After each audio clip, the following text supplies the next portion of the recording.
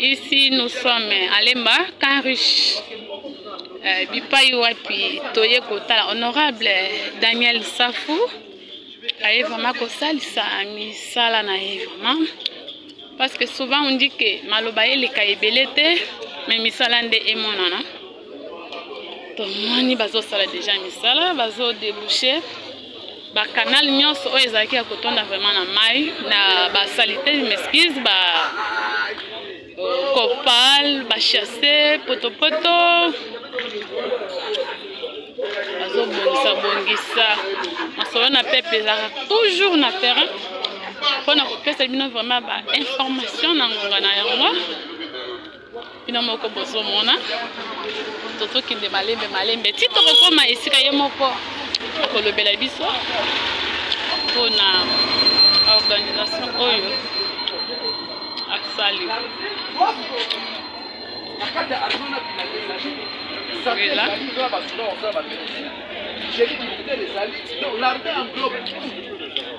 lorsque vous refusez de construire l'armée, automatiquement vous refusez le développement du pays. L'armée englobe. Mais en fait, c'est parce que si on médecin va crever la maman, tout a dit va médecin à l'heure. Donc, d'abord,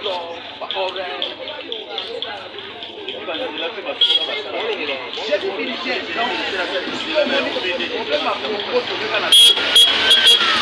Petit, armée,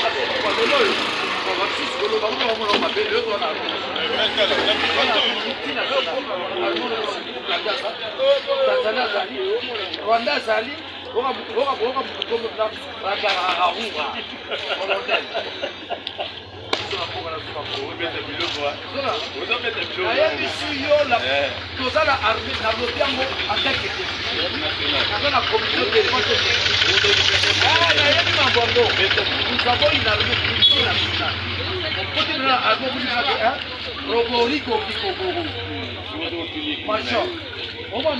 ça est.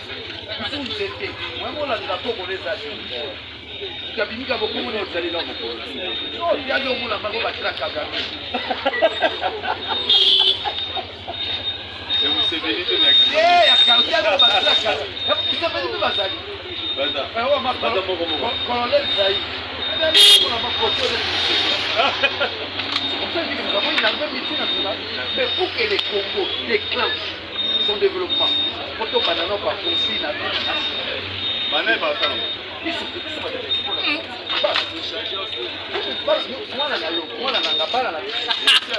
Ils sont censés défendre les Congos. Moi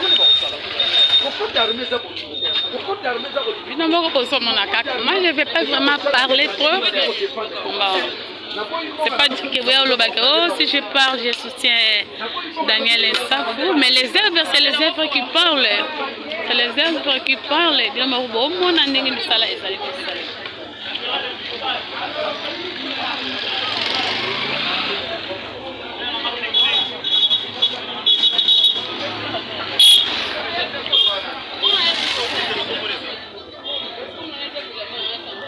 Bonjour mes amis.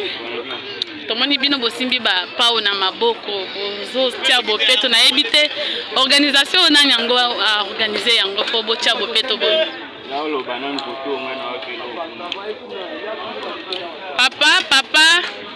Papa pese biso réponse na mutuna to pesi.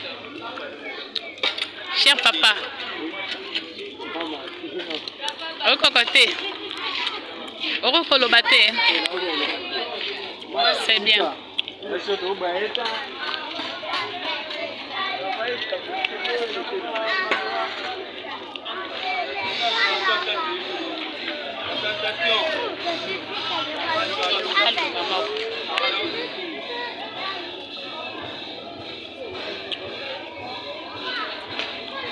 Ah, boss, bonjour. Tomoni opao na maboko zotia bopeto na bakanalo ese tondaki mai po eleka ezoleka te mai ekoma kota ya ti bato na bandako. Awa kutu na moni tozande na Lemba, na sous-région, na échangeur, si je ne me trompe pas. Nani apesi bino organisation pour na kotia bopeto? Daniel nani? Daniel Mba ou ton Safou? Safou. Yendo mutu abimisi likanisi oyo. téléspectateurs bino bozo sela bolingo ya mboka. Merci beaucoup.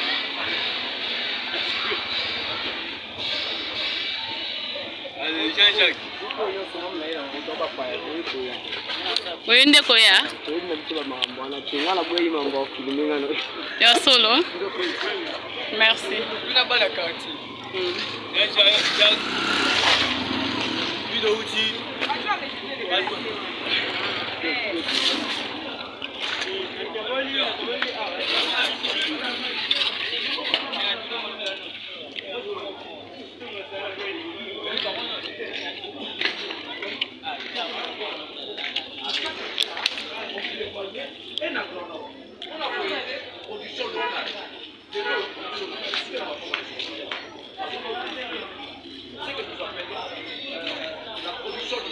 Mais ce qui est l'État, c'est qu'il a maillé honnête à la salle. Il y a bilanga. Il y a un saranaté.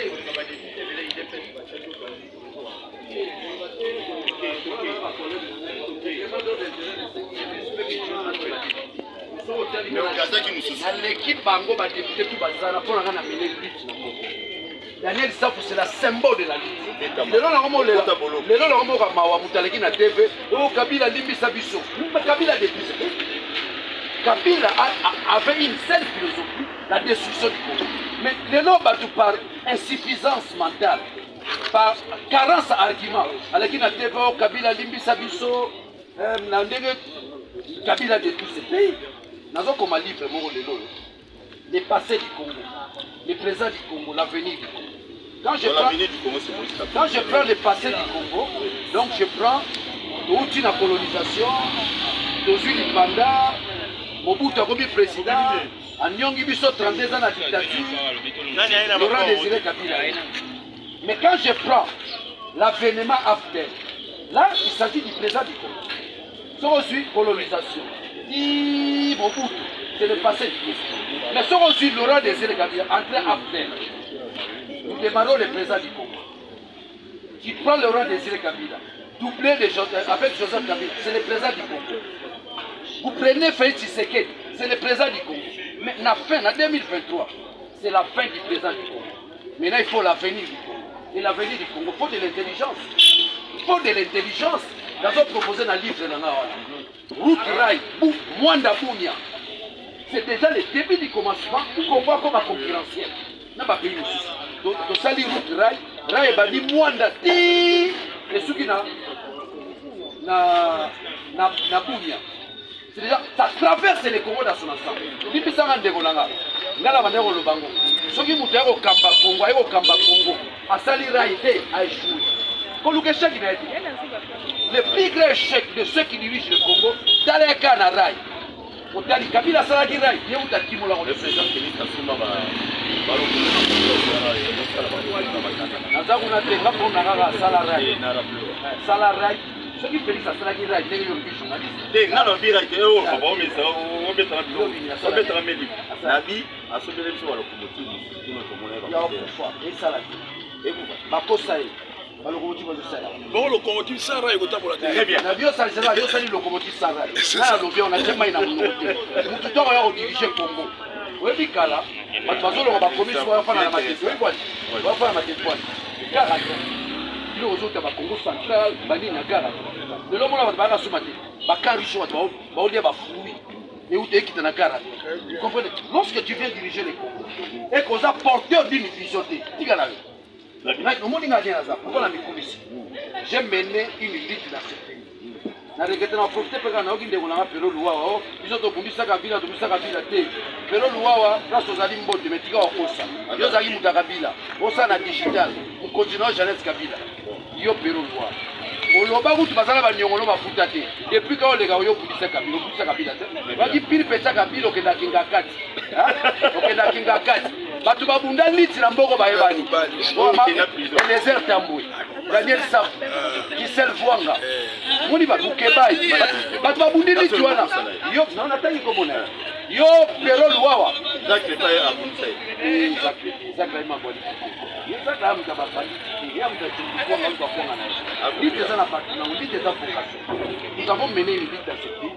po esi di ya tuna Israël muto mwe abungisa babungisa Kabila abungisa Kabila azala na liste na ngai abandi bébé c'est ça azala liste ba guerrier te na mboko aluka tsubili kwa ngana sala chaîne azala liste ba kotana kombo na yaki azala niveau ya bateau ba pundi na mboko zola osala télévision fandi obengi sango otie mamelo eza biti bango baza ba calculateur ba opportuniste nalobi ya bango baza ba opportuniste ba calculateur baye bafandi baba babedi mbenza basila na bango babedi mbenza otel mpe bango na kosila me badaniel safu atliktala yango nataka yango la flèche qui monte la flèche qui monte donc Boulouse avantage déjà mutu ezosala vision ezali vision akosakana te vision akosakana te sika na profite mpe napesa président na nga mbote esika azali Moïse Katumbi Chapwe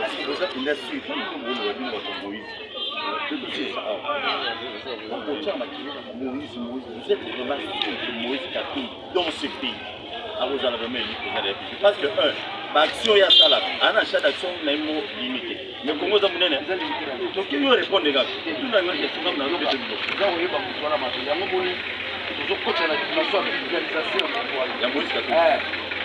C'est l'homme confidentiel pour la l'homme confidentiel pour la moni mbokoko esenga mutu moko boye a tracer nzela a tracer nzela na biso a tracer nzela sokela banzela wana mutu wala faza na langage industriel mutu wala faza na proximité na peuple mutu wala faza na mutu moko aza na vision Katumbi la vision po nazo sala kwa toza na eti so mundi biso no so na vision déjà d'avance on préparer faut pas ngalote leto ke na Katumbi to pese ba Let nga na mwamba o matoki na kubambola ba onyoso. C'est ensemble qui va remporter. Na ebisio Kibuka. Nani Kibuka. Te wala président na police. Président na police. Na vice président. Omona leadership. Kota kuna na sepela na. Omona leadership. Beta biloko. Omona leadership. Beta biloko. So ba député toi Kinshasa, na ça vice président. Elle est non vice président. On a le leadership. On a la vision. Tu vas dire vivre là baninga. On appelle l'Assemblée nationale frappe na frappe. Frappe na frappe. Eh, au moins la maman no atanga na collège. Pour s'attaquer au bêtises, voilà Satan 1. Voilà la bêtise Satan 1 à la qui c'est réellement. D'accord Kabila na qui Satan. Voilà la qui c'est qui a titre fara na biso to bande ko appelle union sacrée. Mais au CBC de Salamaka. Au CBC. Balinga bona ti. Eh yo lo bango na ti montrer. Au CBC. Ingelo bali. Mabo bilayi. Il a mis combien? Au CBC. Il y a un en 2023. Si vous voulez au CBC, bureau par bureau. Donc peut-être avec la Zambie, peuple congolais boyo. Dans le vote en 2023. On est sur la Karish Out. Donc fan de l'opna présent bureau de vote, ça va rester. Bureau par délicat il m'a pas publié à président. Par bureau par bureau. Donc ça dit sommation de bien non. Katumbi à l'école. Chapeau. Eh Mazembe, c'est de Mazembe comme il a qui. Merci. Mais je t'encourage quand même, félicitations. One des côtés, de l'homme. Quand on a Manuel et Bandi Matete, et qui cesse aujourd'hui, je lutte contre les érosions. Il y a une approche technique purement locale. Alors, awa, bilingue basse, oh bilingue basse. C'est pas de l'argent, c'est de la mobilisation. C'est du civisme. C'est du civisme à prendre aux jeunes que non. Tu as appelé à aimer ton pays, à aimer ton environnement. Donc, normalement, comme il s'est dit, environnement, tu n'as pas que environnement. Ministre environnement, il y a des personnes qui ont cantonné dans la vie.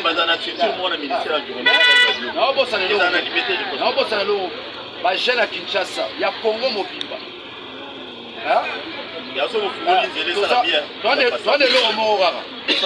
y a 2023, élection ou rien. Parce que les députés ont gardé la constitution. Les députés ont flatté. Les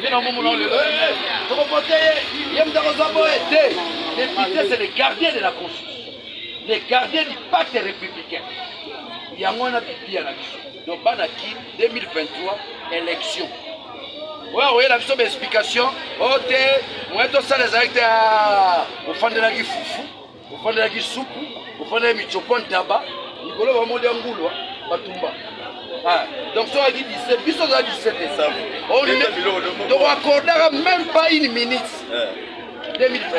Moi, Bissot. Bissot de Salamé. Moi, Bilo Kabila de Salamé. Kabila de Salamé, il va y avoir un banga. La Bombissa, la Christa, la Zingamo. Mais si. Il y a un banga, il y a un banga en Congo. Congo n'est pas la disparition de mon pays. Il n'y a pas d'individu. Très bien. Congo est immuable éternel, individu.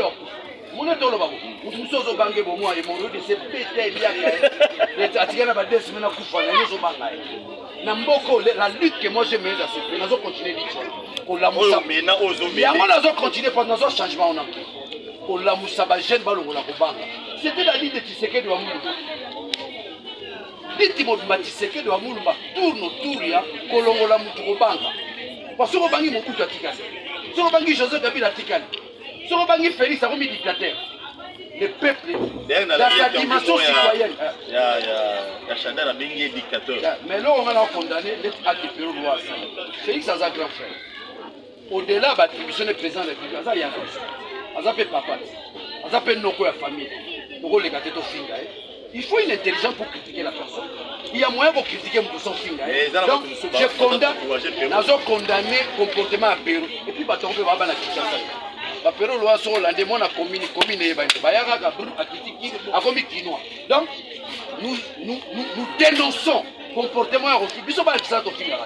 So hollandais bango bien eza bato to bambo. Pero loa so hollandais za kinois ke. Kinois pero na kinois la mukina to ni ofinga. Ya bakara za ba éducation. Mais so moni mutazo finga auta mboka. Aye Kinshasa ngami la kisa ko mi danger. Na bato mapoela soma ami nanga. Ana Kinshasa bazonga ndesima Pierrot za kinote donc to dénoncer comportement Pierrot bana Kinshasa jamais mutarole kana te bofinga président na biso biloko non to ni biloko na te soko critiquer que non Félix a échoué abandaki na baso de béton fala bana na bilanga là on est d'accord Félix Benda to tchake likia to zolo tiliki biso na Karish to mona ba courante ah mai kutu webi ba bandera o mai comme libre. Oui, oui, non, le bilan de Félix est vraiment très négatif. On est d'accord. C'est une approche critique. Et Ram te boucamo déjà. Ram et l'eau, vous avez besoin de bon côté. Pas que ça soit limité. Peut-être que nous sommes à 2,5 millions. Merci beaucoup, honorable. Donc,